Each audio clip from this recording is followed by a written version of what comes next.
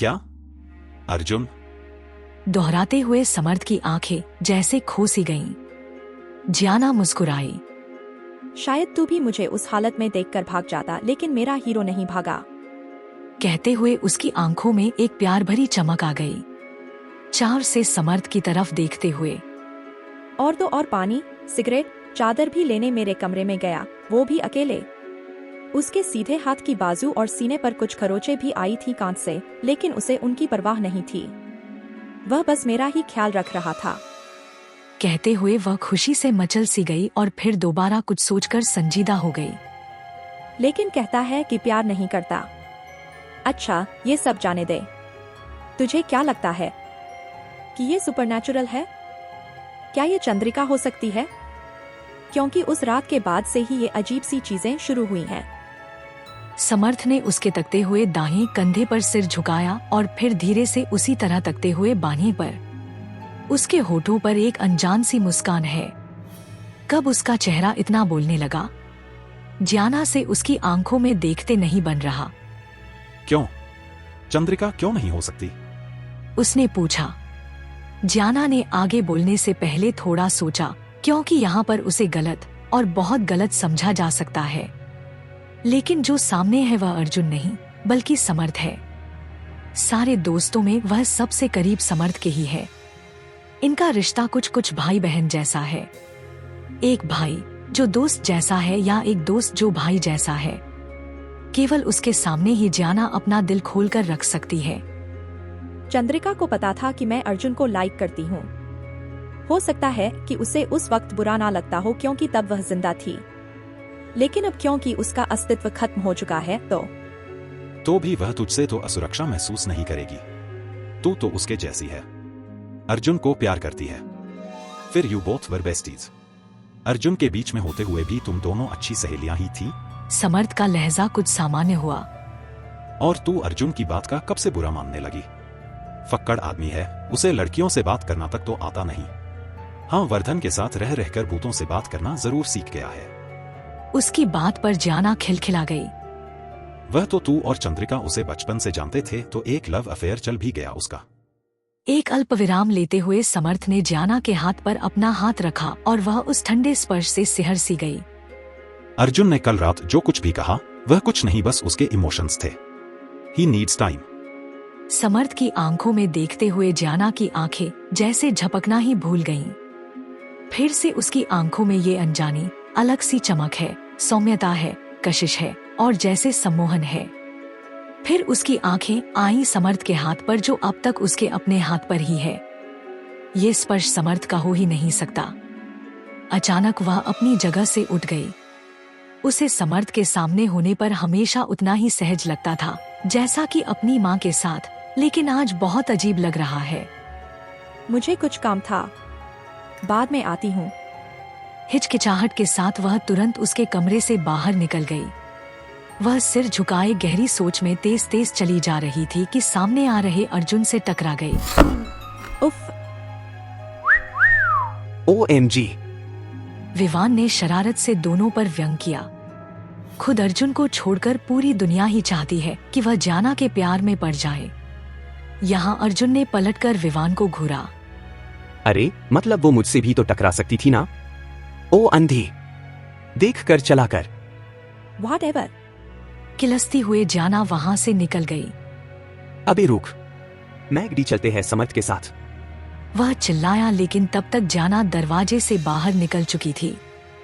हाँ, अर्जुन से इस तरह टकरा जाने से वह खुद अंदर तक हिल गई थी। शर्म और दुख, खुद पर तरस, सब साथ ही महसूस हुआ था उसे। वह इतने सारे भावों को लेकर अपने दोस्तों का सामना नहीं कर सकती। इस वक्त उसका अकेले रहना ही सही है। ये जिंदगी उसकी है और अर्जुन से दूर जाने का फैसला भी उसे खुद ही करना होगा। तड़के से जमा कोहरा अब धीरे धीरे छंटने लगा था। हरी घास, पेड़ पौधे सब अब दूर से साफ देखे जा सकते थे। एक पॉश कॉलोनी के बीच से गुजरती सुनसान लेकिन चौड़ी सी सड़क पर बाइकों, स्कूटरों और गाड़ियों की लंबी कतार लगी थी। कुछ लोग उनमें से उतर रहे थे और कुछ वापसी के लिए चढ़ रहे थे। आस पड़ोस के लोग भी सुबह 7 बजे से ही यहाँ जमा थे और कुछ तो उससे भी पहले से। सभी ने इस घर के आंगन में भीड़ लगाई हुई थी। लोगों की भुनभुनाहट भरी भीड़ को चीरते हुए विवान उस घर के दरवाजे तक पहुंचा। अस्पताल कर्मी आंगन में भरे लोगों का दूर हट जाने को कहते हुए स्ट्रेचर पर किसी को लाद कर ले जा रहे थे। कुछ पुलिसकर्मी भीड़ को तितर-बितर करने में जुटे थे। घर के अंदर अलग रोना चिल्लाना मचा हुआ था। क्या मैं अंदर जा सकता हूँ? वह हमारे रिश्तेदार हैं। विवान ने दरवाजे पर खड़े एक हवलदार से पूछा। उसे अंदर आने दिया गया। वह सीधे एक खास कमरे की तरफ बढ़ रहा था कि अर्जुन ने उसे दरवाजे पर ही रोक दिया। विवान, उधर नहीं जा सकते। अर्जुन अपनी वर्दी पहने इंस्पेक्टर वाले अवतार में था, बिल्कुल सामान्य, जैसे यहाँ मौत नहीं मोबाइल की चोरी हुई हो। लेकिन क्यों? उसी कमरे में हत्या हुई थी। फिलहाल वहाँ कोई नहीं है। घर के सारे लोग तेरी मौसी के साथ उनके कमरे में हैं। विवान ने उसके बाद कुछ और नहीं कहा और बहुत तेज कदमों से वह उस कमरे की ओर बढ़ गया। ये विवान की मौसी का घर है, जहाँ कल रात उनके बड़े बेटे की मौत हो गई। उसकी मां को छोड़कर घर में मौजूद सभी लोगों को पुलिस ने गाड़ी में भरा और थाने ले गई।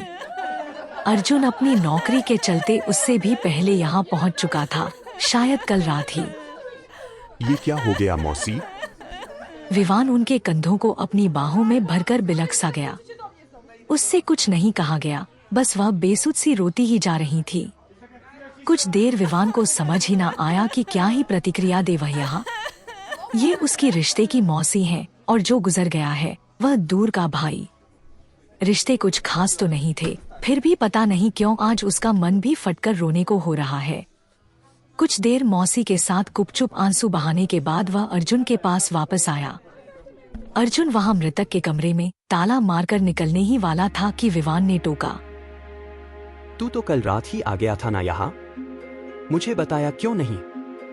अर्जुन के लिए अक्सर इस तरह की परिस्थितियों को संभालना कुछ मुश्किल हो जाता है जब उसके दोस्त उसमें केवल अपना दोस्त देखना चाहते हैं। मुझे लगा कि तुझे पता चल गया होगा। इधर उधर नजरें करते हुए अर्जुन उसके साथ बाहर आ गया। लेकिन हुआ कैसे ये सब? मौसी जी तो कुछ बता ही नहीं पा रही।